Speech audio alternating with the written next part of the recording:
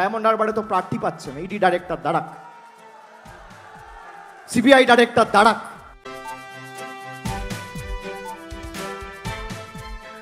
Diamond হারবারে অভিষেক বন্দ্যোপাধ্যায়ের বিরুদ্ধে কি বিজেপি প্রার্থী দেবেই না? ঠিক করে নিয়েছে তারা, প্রার্থী দেবে না তারা, এমনটাই তো মনে হচ্ছে। 42টা আসনের মধ্যে, আমাদের রাজ্যে 42টা লোকসভা আসনের মধ্যে আজকে 41টা আসনের প্রার্থী ঘোষণা হয়ে গেল। বাকি রইল কোনটা? ডায়মন্ড হারবার। ডায়মন্ড হারবারে কি বিজেপি প্রার্থী খুঁজে পাচ্ছে না, নাকি এত প্রার্থী হয়ে গেছে টাগ অফ ওয়ারে কাকে প্রার্থী করা হবে সেটা বুঝে উঠতে পারছে না?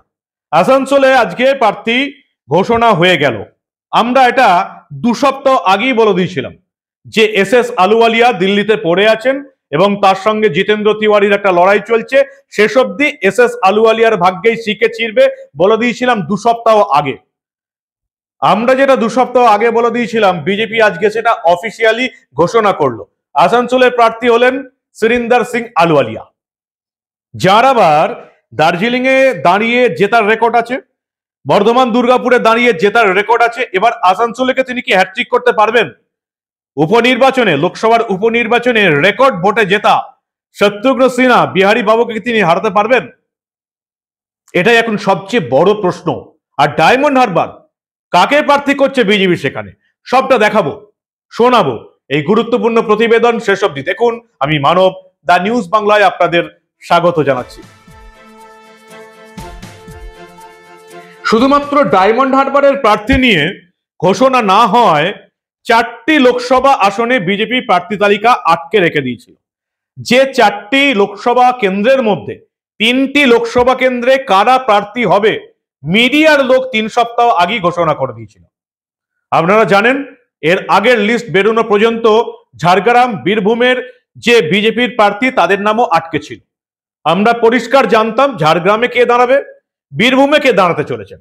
বীরভূমে প্রাক্তন একজন আইপিএস অফিসার অবসর গ্রহণ করে বিজেপিতে দাঁড়াবেন, আমরা বহু আগে জানিয়ে দিয়েছিলাম। ঝাড়গ্রামে একজন ডাক্তার সরকারি চাকরি থেকে অবসর নিয়ে তিনি ভোটে প্রার্থী হবেন, এটাও আমরা জানিয়ে দিয়েছিলাম। পরবর্তীকালে দেখলাম একেবারে আমার কথা মিলে গেল, ঝাড়গ্রাম এবং বীরভূমে তারাই প্রার্থী হয়েছেন। আসানসোলে যে সুরিন্দর সিং আলুওয়ালিয়া আর জিতেন্দ্র তিওয়ারির মধ্যে লড়াই চলছে এবং শেষ অব্দি যে ঘরের ছেলে সুরিন্দর সিং আলুওয়ালিয়া কেন্দ্রীয় নেতৃত্বের কাছের লোক, তার ভাগ্যে যে টিকিট ছিঁড়তে চলেছে এটাও আমরা 2 সপ্তাহ আগেই বলে দিয়েছিলাম। ঠিক সেটাই হলো, আজকে বিজেপির লিস্ট বেরোলো এবং আমরা দেখলাম আসানসোল লোকসভা কেন্দ্রের বিজেপি প্রার্থী হলেন সুরিন্দর সিং আলুওয়ালিয়া। শত্রুঘ্ন সিনহার বিরুদ্ধে লড়বেন ভূমিপুত্র সুরিন্দর সিং আলুওয়ালিয়া, যার আবার যেখানেই দাঁড়ান সেখানেই জেতার অদ্ভুত একটা রেকর্ড রয়েছে। 2014 তাকে দার্জিলিং আসন থেকে দাঁড় করানো হয়েছিল, পাহাড়ে তিনি জিতেছিলেন। 2019-এ তিনি নিজে আর দার্জিলিং থেকে দাঁড়াতে চাননি, তাকে একেবারে শেষ মুহূর্তে ভোটের 15 দিন আগে বর্ধমান দুর্গাপুর আসনে দাঁড় করানো হয়েছিল। অদ্ভুতভাবে 15 দিনের প্রস্তুতিতে তিনি বর্ধমান দুর্গাপুর আসনে তৃণমূলকে হারিয়ে বিজেপি থেকে জিতিয়ে দিয়েছিলেন। আর এবারও দেখলাম আরো ঠিক মাত্র 15 দিন সময় আছে বর্ধমান দুর্গাপুরে। এবারের প্রার্থী হলেন সুরিন্দর সিং আলুওয়ালিয়া, যদিও এবারে মনে করা হচ্ছে তার জেতাটা খুব একটা সহজ হবে না। তিনি হ্যাট্রিক করতে পারবেন কি? যদি 2021-এর বিধানসভা ভোট অনুযায়ী দেখি, তাহলে আসানসোল লোকসভা কেন্দ্রে যে 7টি বিধানসভা আছে, পাণ্ডবেশ্বর, রানীগঞ্জ, জামুরিয়া, আসানসোল দক্ষিণ, আসানসোল উত্তর, কুলটি আর বারাবণী, এর মধ্যে 5টি আসনে জিতে আছে তৃণমূল কংগ্রেস। পাণ্ডবেশ্বর, রানীগঞ্জ, জামুরিয়া, আসানসোল উত্তর এবং বারাবণীতে টিএমসি জিতে আছে, টিএমসির বিধায়ক আছে।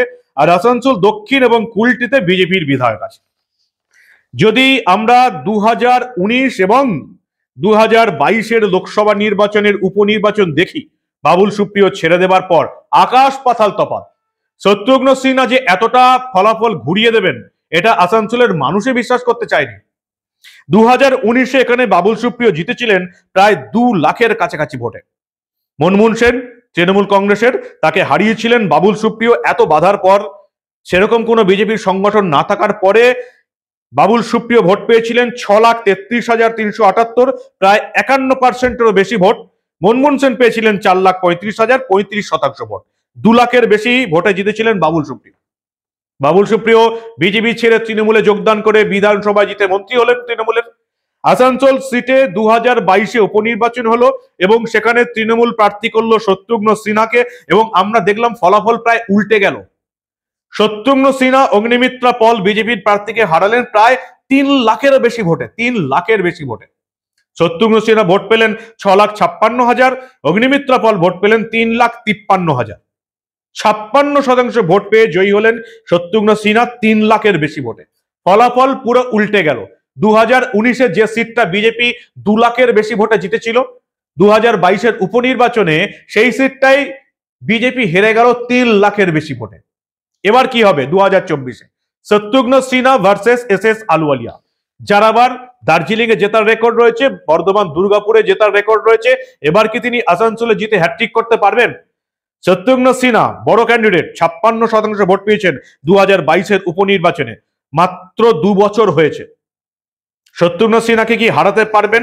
সেটাই এখন সবচেয়ে বড় প্রশ্ন আসানসোলে বিজেপির কাছে। মাত্র 15 দিন সময় তার প্রচারের জন্য। শত্রুঘ্ন সিনহা মাসখানেক ধরে প্রায় প্রচার করছেন।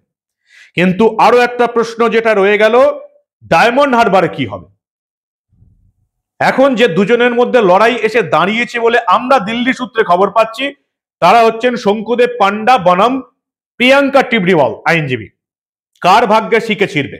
শঙ্কুদেব পান্ডা, যাকে পঞ্চায়েত ভোট থেকে বিজেপি ওখানে অফিসিয়ালি দায়িত্ব দিয়ে রেখেছিল, 2022 থেকে যিনি 2024-এর একেবারে শুরু পর্যন্ত ডায়মন্ড হারবারের দায়িত্বে ছিলেন, সেই শঙ্কুদেব পান্ডা নাকি প্রিয়াঙ্কা টিবড়িওয়াল আইনজীবী? কে ডায়মন্ড হারবারে প্রার্থী হবেন বিজেপির, সেটাই এখন সবচেয়ে বড় প্রশ্ন।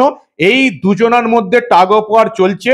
অনেকে মনে করছেন এই দুজনার লড়াইয়ের মধ্যে আরো একজনের ভাগ্যে শিখে ছিড়তে পারে। তিনিও আইনজীবী, তিনি হচ্ছেন কংগ্রেস থেকে আসা আইনজীবী কৌস্তব বাগচি। কিন্তু এখনো আমাদের কাছে যেটা খবর, যে শঙ্কুদেব পান্ডার নামটাই কিন্তু উঠে আসছে, যেহেতু তিনি ডায়মন্ড হারবারের দায়িত্বে ছিলেন, বিজেপি থেকে অফিসিয়ালি দায়িত্ব দেওয়া হয়েছিল। অন্যদিকে প্রিয়াঙ্কা টিবড়িওয়াল লড়াই আছেন। কিন্তু কবে ঘোষণা করা হবে ডায়মন্ড হারবারে? এমনিতেই অভিষেক বন্দ্যোপাধ্যায় এবার 4 লাখের বেশি ভোটে জেতার গ্যারেন্টি দিয়ে দিয়েছেন।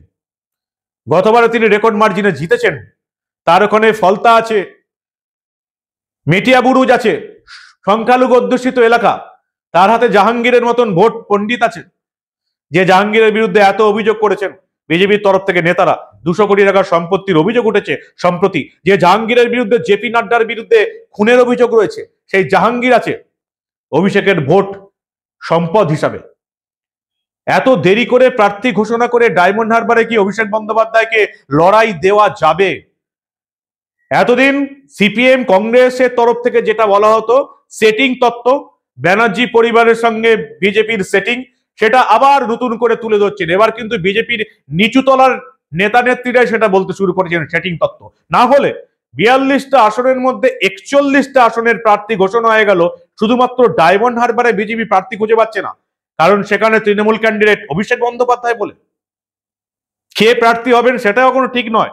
তিনি কি লড়বেন, তাকে যদি সুযোগ না দেওয়া হয়, সময় না দেওয়া হয়। এত হেভিওয়েট একজন প্রার্থী, তিনি 3 লাখ 4 লাখ ভোটে জেতার আশা করছেন, তার বিরুদ্ধে বিজেপি এখনো নাম ঘোষণা করতে পারলো না। কেন?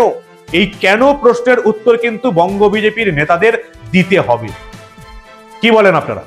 আপনাদের মূল্যবান এবং গুরুত্বপূর্ণ মতামত জানান দা নিউজ বাংলার কমেন্ট সেকশনে। আর দেখতে থাকুন দা নিউজ বাংলা। আমরা লোকসভা ভোটের এমন অনেক সত্য ঘটনা চেপে রাখতে দেব না।